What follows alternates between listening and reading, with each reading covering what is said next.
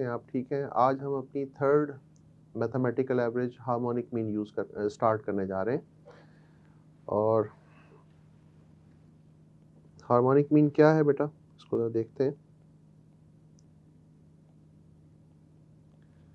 Harmonic mean आपकी mathematical average है और हार्मोनिक मीन यूज़ होती है कुछ केसेस में। Number 1, when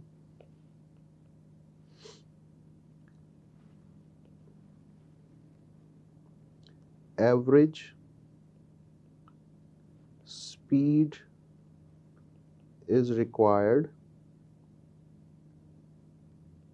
given that distance traveled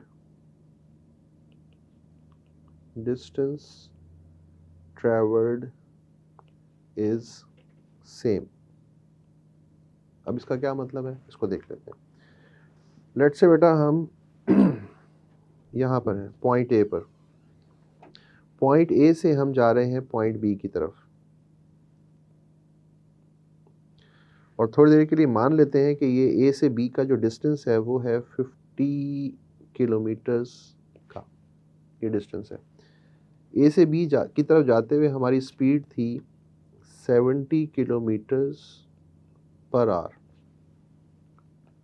उसके बाद बी से हम चले गए सी की तरफ।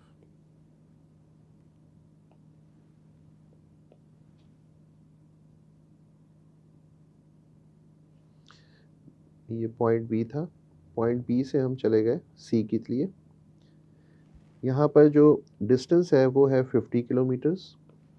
हमारे पास जो स्पीड रही है वो रही है let's say 90 kilometres per hour.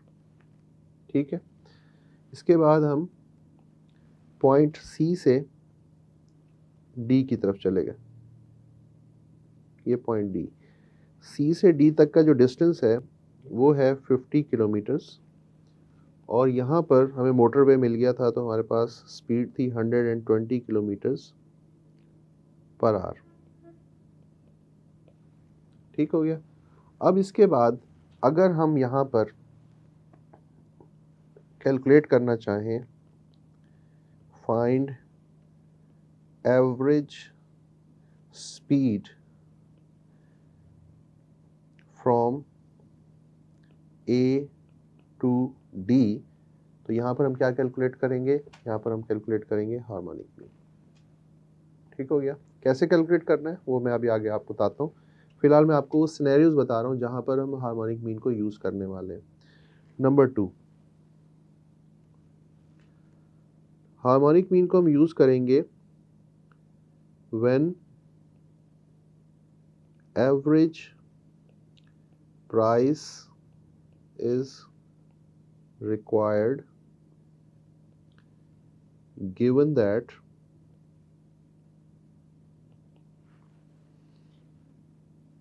amount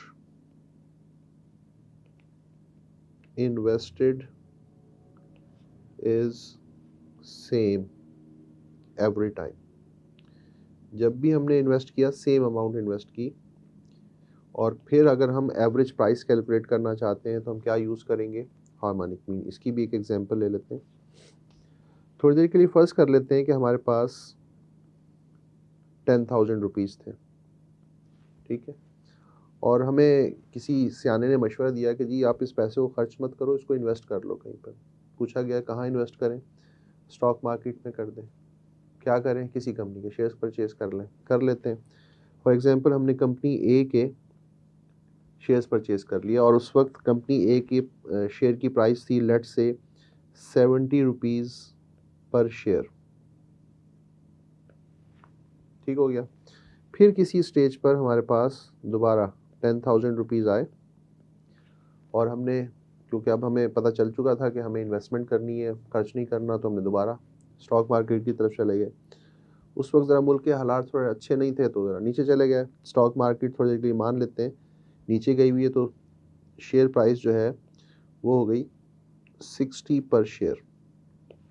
purchase कर लिया हमने। फिर किसी स्टेज पर हमारे पास 10,000 रुपीज़ आए और उस वक्त जो है मार्केट और नीचे आ चुकी थी।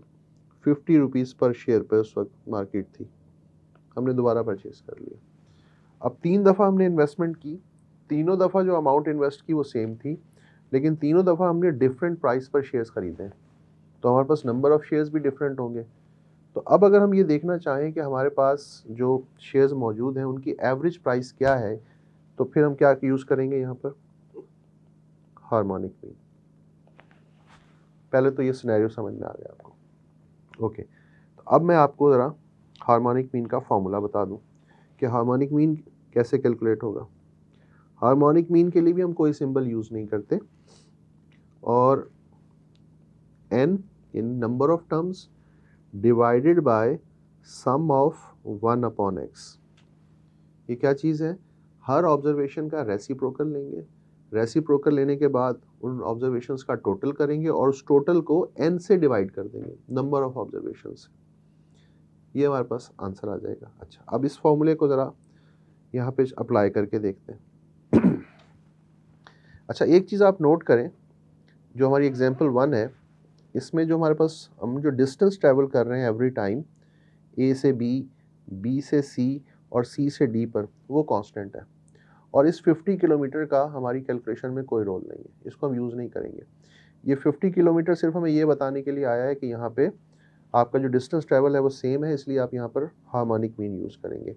हमारे पास ऑब्जर्वेशंस कौन कौन सी हैं, ऑब्जर्वेशन है 70, ऑब्जर्वेशन है 90, ऑब्जर्वेशन है 120। कितनी ऑब्जर्वेशन है, 3 ऑब्जर्वेशन है, तो n की जगह पे आ जाएगा 3। पहली ऑब्जर्वेशन है 70, तो 1/70।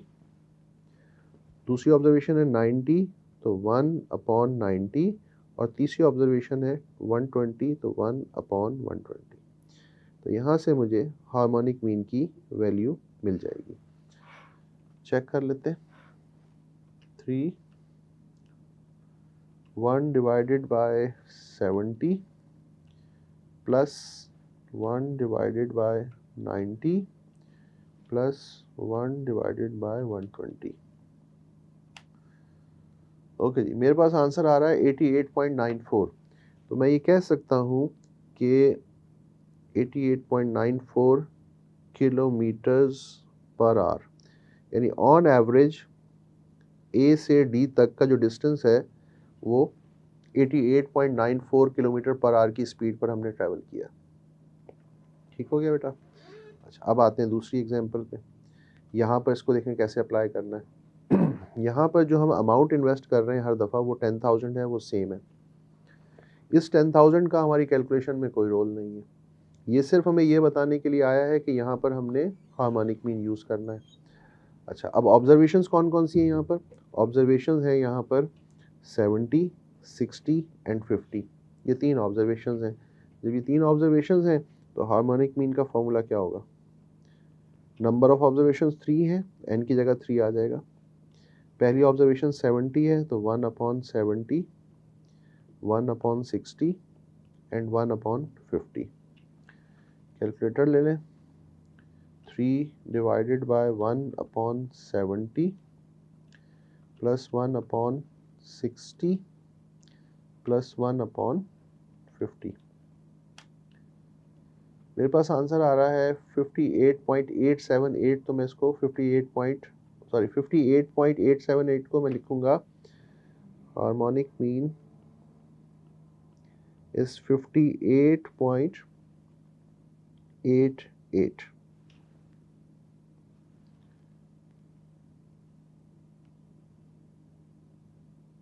ओके, तो मैं यहाँ बता सकता हूँ कि जी हमने ऑन एवरेज, यानी अब एक शेयर मुझे कितने का पड़ रहा है, 58.88 रुपीज़ का।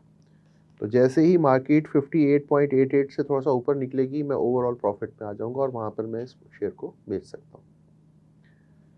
ठीक है बेटा। अच्छा, अब ज़रा इसके कुछ क्वेश्चंस की तरफ चलते हैं और उनको देखते हैं कि वो क्या कह रहे हैं। Question number 1, which is appropriate average for finding the average speed of a journey. Average speed of a journey, harmonic mean अभी देखा है हमने, 2 केसेस देखे हमने। Question number 2, A person travels from Karachi to Hyderabad at a speed of 120 km per hour and return to Karachi from Hyderabad at a speed of 100 km per hour. What is the average speed of the journey?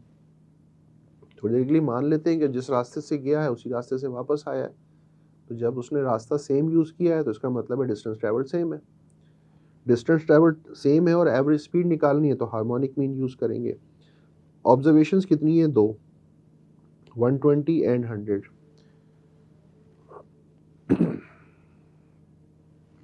Question number 2, यहाँ पर अगर हम harmonic mean calculate करने जाएं तो number of observations 2 हैं।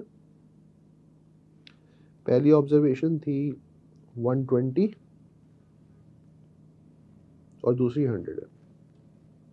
1/120 and 1/100।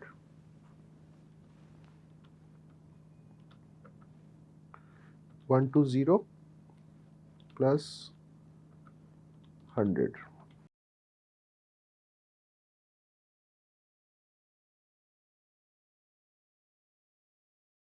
109.09। तो हम ये कह सकते हैं कि ऑन एवरेज हमने इस स्पीड के ऊपर ट्रैवल किया। ओके बेटा, क्वेश्चन नंबर 3 पर चलते। क्वेश्चन नंबर 3 क्या है? The reciprocal of arithmetic mean of reciprocal of observations in an ungrouped data is harmonic mean. Harmonic mean की अगर आप बेसिक डेफिनेशन देखें तो हम क्या कह रहे हैं, ये देखें। पहले स्टेप में हम ऑब्जर्वेशंस का रेसिप्रोकल लेते हैं, दूसरे स्टेप में हम इन रेसिप्रोकल्स का सम करते हैं, तीसरे स्टेप में हम इस रेसिप्रोकल को n से डिवाइड करते हैं और फिर इसका रेसिप्रोकल ले लेते हैं, तो ये हो जाएगा n/sum(1/x)। यही चीज़ तो है हार्मोनिक मीन। ये देखें बेटा, the reciprocal of arithmetic mean of reciprocals, reciprocals के अरिथमेटिक मीन का रेसिप्रोकल, इसको हार्मोनिक मीन कहते हैं। ओके जी, question number 4। A boy goes to school from home at a speed of x km per hour and comes back at a speed of y km per hour. Then the average speed of the boy is given by। Again जाहिर है कि हम थोड़ी देर के लिए मान रहे हैं कि ये जिस रास्ते से गया उसी रास्ते से वापस भी आया। तो जाते हुए उसने यूज़ किया है, जाते हुए x किलोमीटर, आते हुए y किलोमीटर पर आवर। तो नंबर ऑफ ऑब्जर्वेशंस 2 हो गई। पहली ऑब्जर्वेशन x, दूसरी ऑब्जर्वेशन y। इसको थोड़ा सिंप्लीफाई करते हैं। 2, इसका एलसीएम लेंगे, xy, यहाँ पर आ जाएगा y और यहाँ पर आ जाएगा x, और उसके बाद ये रिवर्स हो जाएगा 2xy,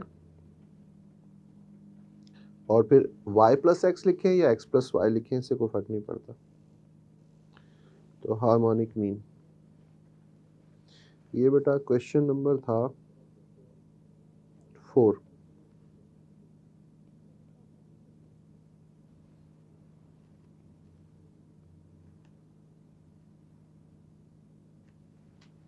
ठीक हो गया बेटा,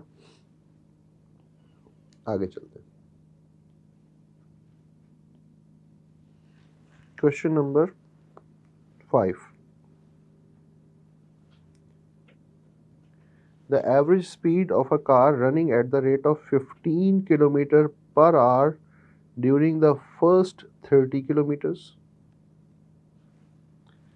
20 km per hour during the second 30 km, and 25 km per hour during the third 30 kilometers। ठीक, तो अब आप एक चीज़ नोट करें कि जो डिस्टेंस ट्रैवल है वो सेम है 30 किलोमीटर्स का, और तीनों पैचेस में वो अलग अलग स्पीड के ऊपर ट्रैवल कर रहा है। तो पहली ऑब्जर्वेशन है 15, दूसरी है 20 और तीसरी है 25। क्वेश्चन नंबर है ये 5।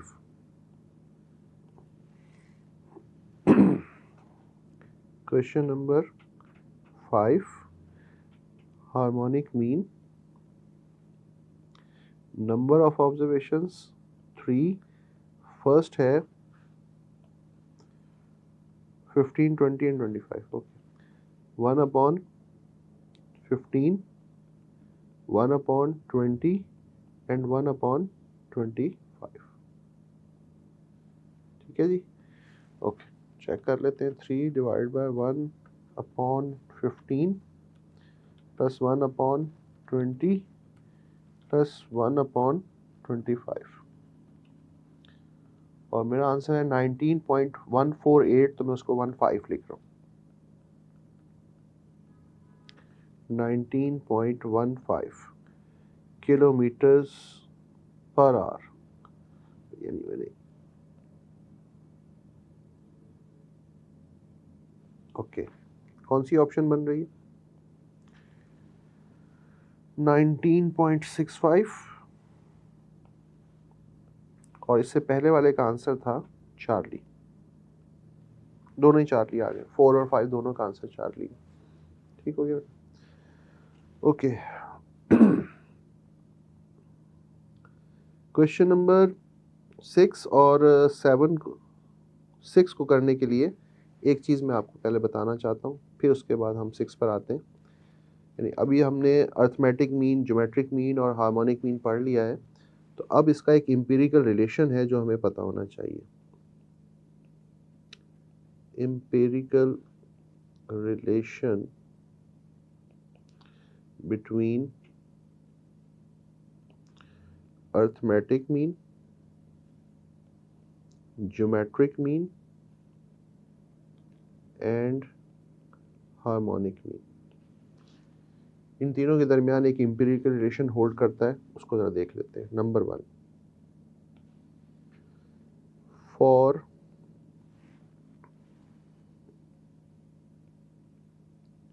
Distinct observations. डिस्टिंक्ट का मतलब different observations.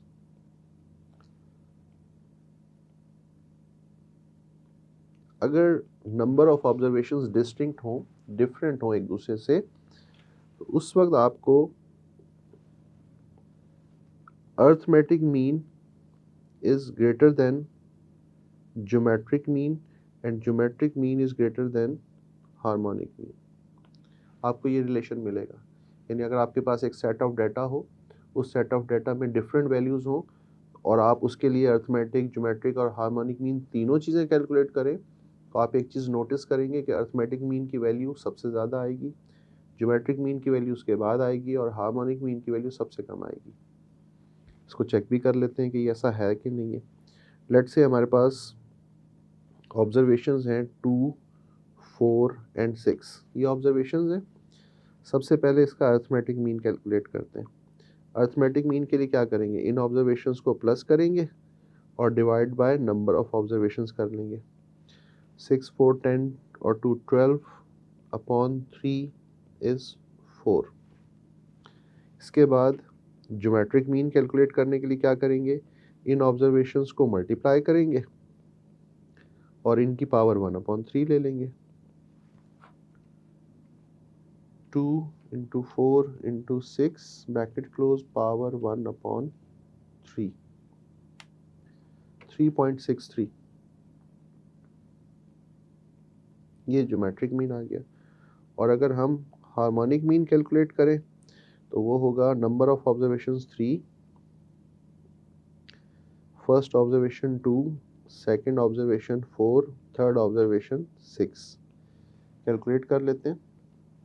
3 divided by 1/2 plus 1/4 plus 1/6 और मेरा आंसर आ रहा है 3.27.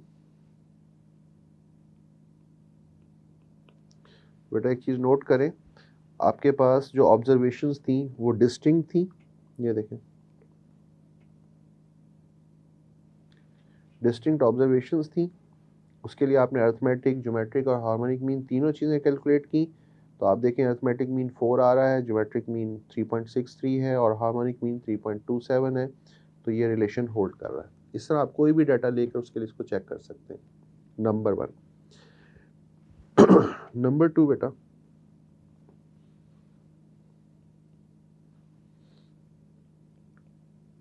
for same observations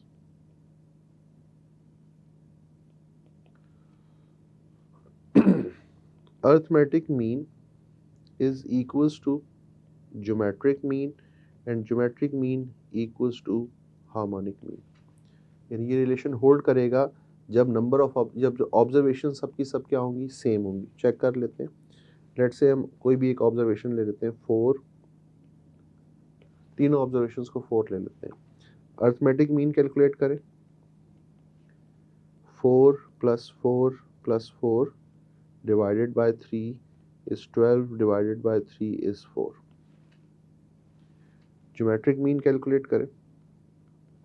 4 into 4 into 4 raised to the power 1/3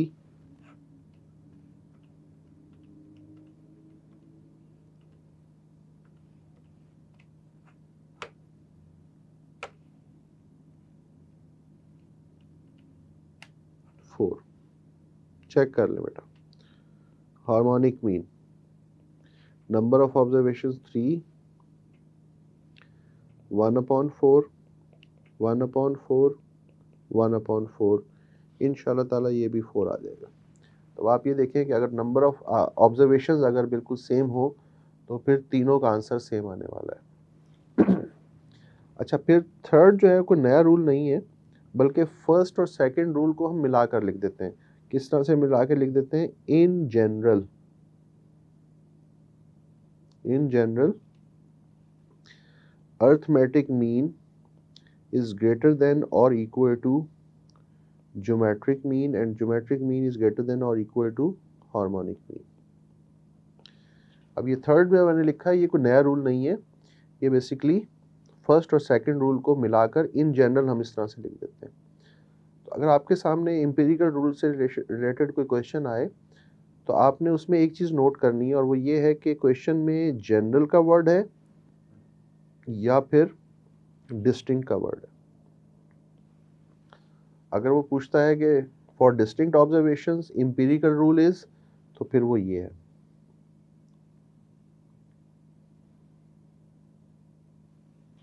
ठीक हो गया. और अगर वो कहता है इन जनरल, तो फिर एम्पिरिकल रूल हमारे पास ये है. क्लियर हो गया बेटा? ओके. और फिर लास्टली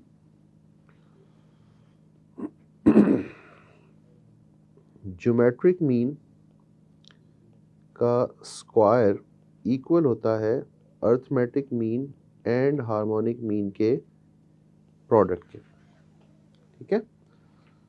तो ये एम्पिरिकल रूल आपको समझ में आ गया. तो जब ये समझ में आ गया तो फिर अब हम चलते हैं अपने क्वेश्चंस की तरफ.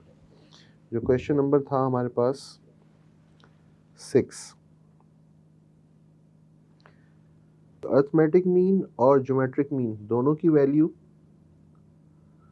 15 है, तो हार्मोनिक मीन की वैल्यू क्या होगी? अभी हमने यहाँ पर एम्पिरिकल रूल पढ़ा है, और वो एम्पिरिकल रूल कौन सा था? जो सेम वैल्यूज़ के लिए फॉर सेम ऑब्जर्वेशंस, तो अर्थमेटिक मीन, ज्योमेट्रिक मीन और हार्मोनिक मीन क्या होता है?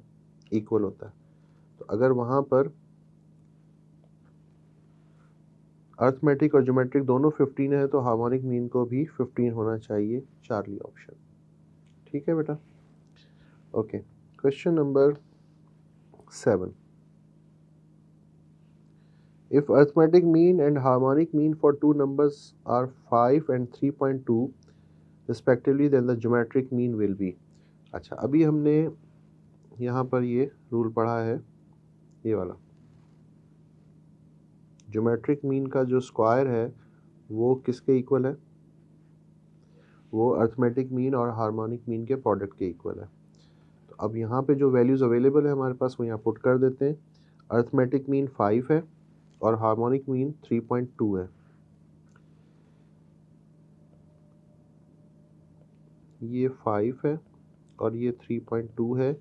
ये किसके इक्वल आ रहा है? ये ज्योमेट्रिक मीन के स्क्वायर की इक्वल आ रहा है. तो फिर हम क्या करेंगे? दोनों साइड्स का रूट ले लेंगे ताकि यहाँ स्क्वायर कैंसिल आउट हो जाए और ये मुझे आंसर मिल जाए.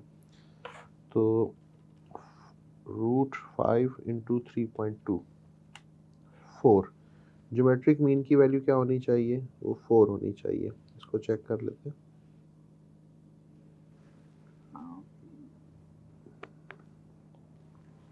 और ये ऑप्शन बन रही है डेल्टा।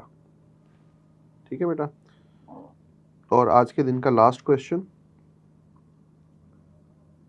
Question number 8।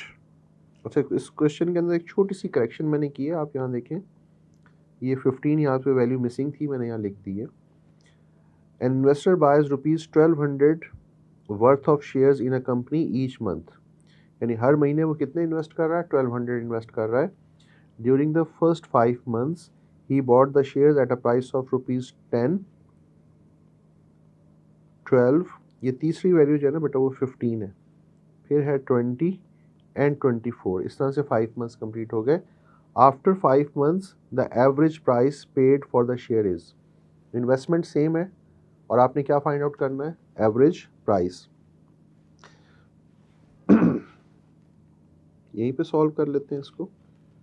1/10, 1/12, 1/15, 1/20 एंड 1/24, और ये 5 हो जाएगा। ठीक है, 5 divide by 1/10 plus 1/12 plus 1/15 plus 1/20 and plus 1/24,